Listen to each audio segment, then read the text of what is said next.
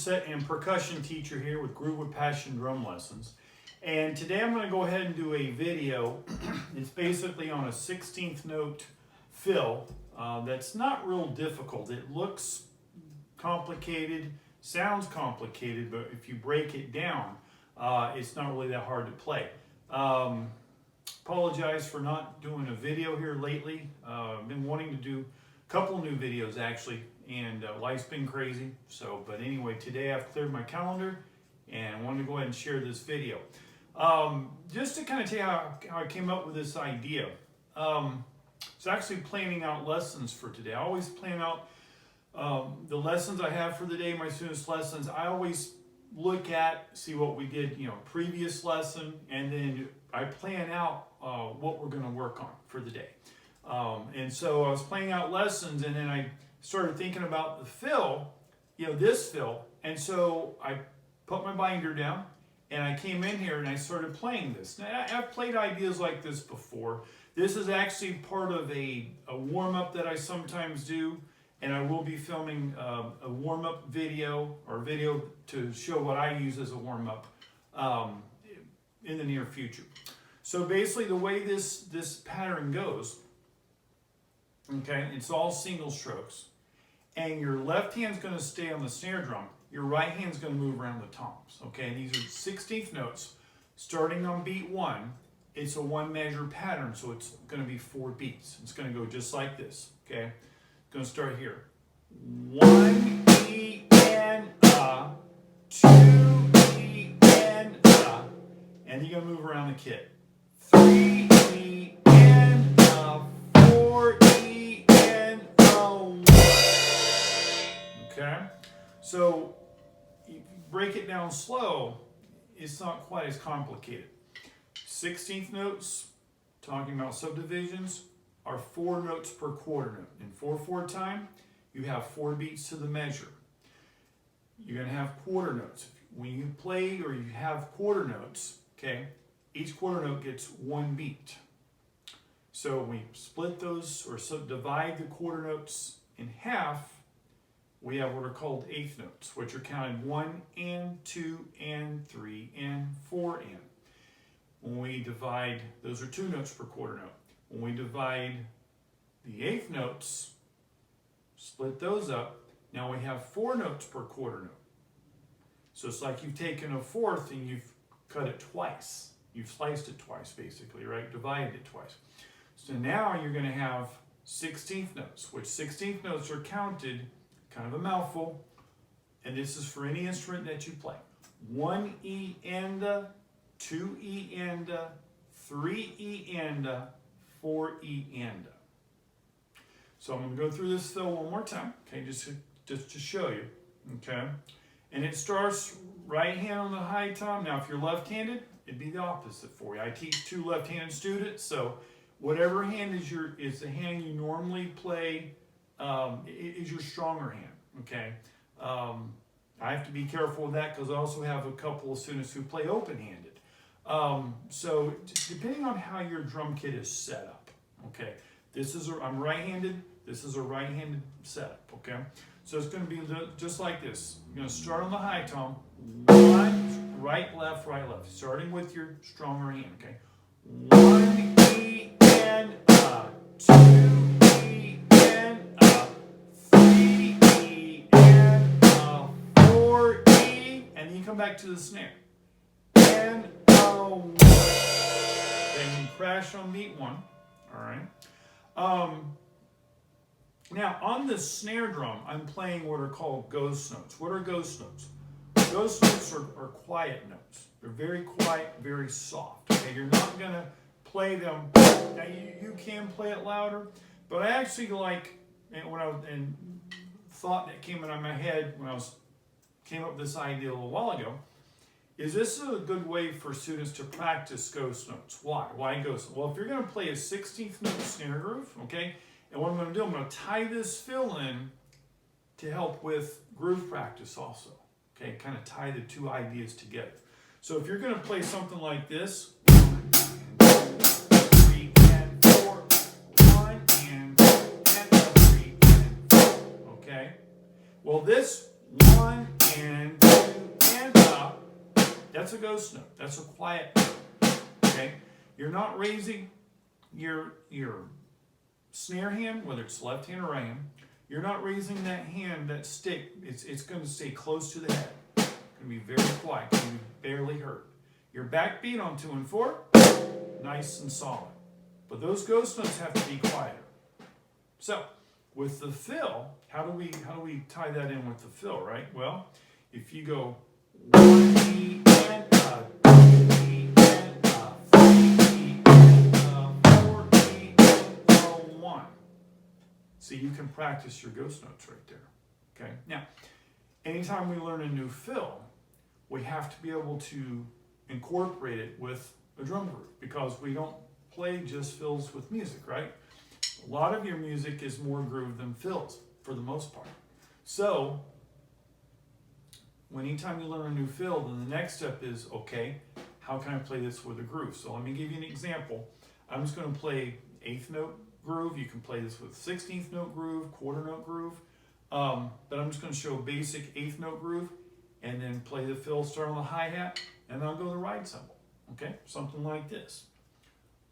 1, 2, 3, and 4, and 1, 2, 3, 4.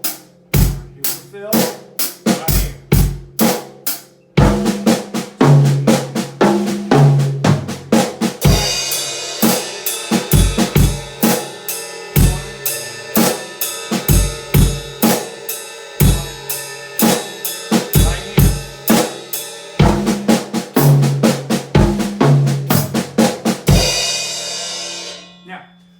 You can do to make this a little more interesting, start with the hands first. I'm playing my bass drum and hi-hat during the fill, and I'll show you where we're at here in just a moment. But you can start with just the hands. You can even loop this fill. A lot of patterns on the drum kit, you can just loop it, means just play it over and over. Just play it. Just keep going, right? Something like this.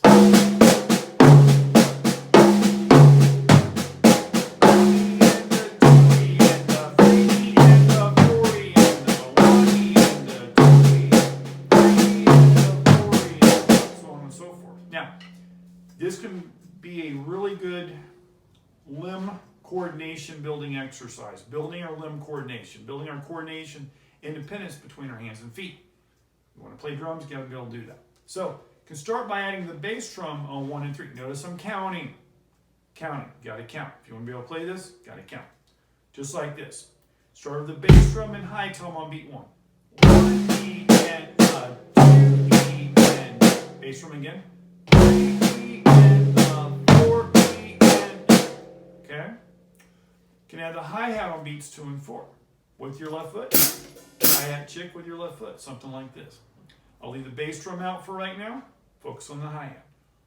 1 E and a, 2. Beat 2 comes in with the mid tom on beat 2 with your right hand and left foot, right? 1 E and a, 2 E and a, 3 E and a, 4. Beat 4 on the 4 tom. 4 E and a, 1. So you can work on adding one limb at a time, right? Add the bass drum on 1 and 3. Understand that, get that down. Add the hi-hat on 2 and 4, get that down. Once you feel comfortable with that, try playing the whole idea, the whole groove together, the whole fill together, something like this. 1 E and a, 2 E and a, 3 E and try that again, sorry. 1 E and a, 2 E and a, 3 E and a, 4 E and a, 1 E and a, 2 E and a, 3 E and a, 4 E and a. There's a lot going on there, okay? Especially once you start adding the feet, then that is a lot more to think about. But it's a great way to build up your coordination, and it's a good idea. I mean, sometimes, you know, it's a good way to keep your time, your tempo more consistent if you can keep the bass drum and hi-hat going. Sometimes in certain fills too, you might even want to play the bass drum on quarter notes. So you can practice it like this. You can even play just bass drum on the quarter notes like this. 1 E and a, 2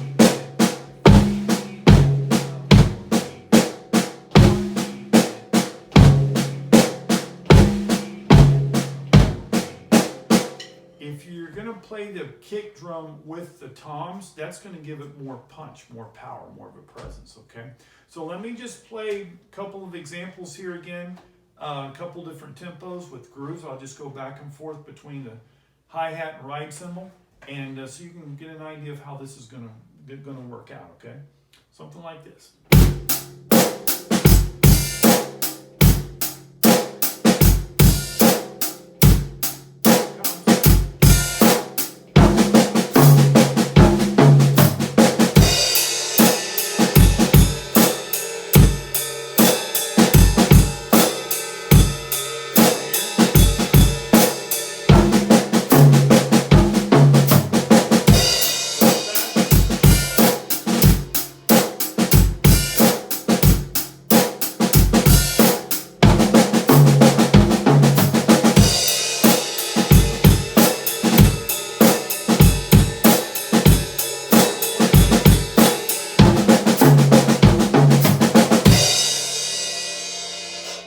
So that's a fun fill idea. A lot of good benefits, I think, from that, helping you get around the kit, all right? Working on ghost notes, keeping those ghost notes quiet, because if you're going to play a 16th note snare groove, which was the groove I was playing there, those notes in between your eighth notes on the hi-hat or eighth notes on the ride cymbal, they've got to be much quieter than your backbeat on beats 2 and 4, okay? And then being able to incorporate that fill, and then we can start adding your bass drum, either on 1 and 3 and hi-hat in 2 and 4, or your bass drum on all 4 quarter notes. It's a great way to just continue to build your limb coordination, and it'll help you be able to play other songs, songs that might be challenging to you. If we can, once we continue to work on our limb coordination and getting our hands and feet to work together, then we can play more music. We get more options open to us. So I am currently enrolling new students, as always. Currently I'm teaching at Orlando Fine Arts Academy. This is in Lake Nona on Arcousie Road. We are a music and art school where we teach voice lessons, most instruments. We also have art classes, dance classes. So we are a full music and art school. And the contact information for Orlando Fine Arts Academy will be on the video. Also, I do offer in-home lessons here in the Orlando area. And so I teach with Lessons in Your Home, which is a reputable company, great company to work with. I also do teach privately, my own students. I've been fully background checked, certified safe to work with students. And then I also teach virtually. I teach virtual lessons with Zoom right here in the music room.